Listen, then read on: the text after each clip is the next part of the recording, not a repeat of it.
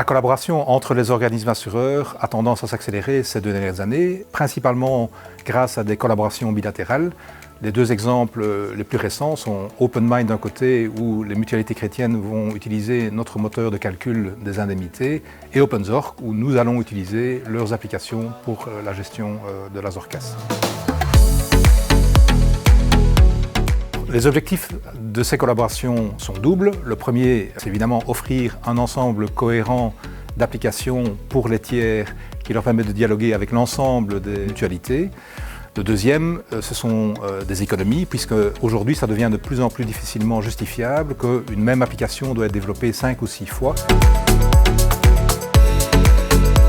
Alors, IATEST et IFAX sont 2 exemples de collaboration entre les organismes assureurs à travers le CIN. Donc, ce sont 2 applications qui permettent d'automatiser l'échange d'informations concernant les remboursements entre les prestataires et les mutualités. Le premier dans le cas du tiers payant et le second dans le cas des remboursements des différentes prestations. Donc, grâce à ces échanges électroniques, plus besoin d'échanges de papier, donc risque de perte de documents qui diminue, et d'autre part, amélioration du délai de remboursement, puisqu'aujourd'hui, grâce à ces mécanismes, on tourne pratiquement autour de 48 heures de délai de remboursement. Ces applications sont disponibles pour certains types de prestataires, donc aujourd'hui les généralistes, les spécialistes et les dentistes. Il est prévu cette année de développer les mêmes applications pour les kinés et l'année prochaine pour les logopèdes. Il est clair que les organismes assureurs plaident en faveur d'une généralisation et donc de rendre l'utilisation de ces applications progressivement obligatoire, de telle manière à inciter les prestataires à les utiliser à large échelle.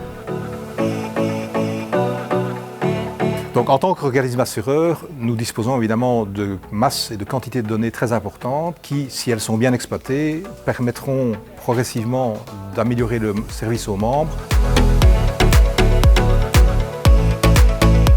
On peut très bien envisager de personnaliser le conseil à nos membres en leur conseillant par exemple un certain type de vaccination ou de rendre une visite chez le dentiste, puisque la dernière visite date. L'autre exemple, c'est que nous avons la possibilité de détecter les personnes qui sont les plus propices à reprendre le travail suite à une maladie, et donc favoriser les prises de rendez-vous pour ces personnes-là lorsque nous organisons les rendez-vous dans nos cabinets médicaux.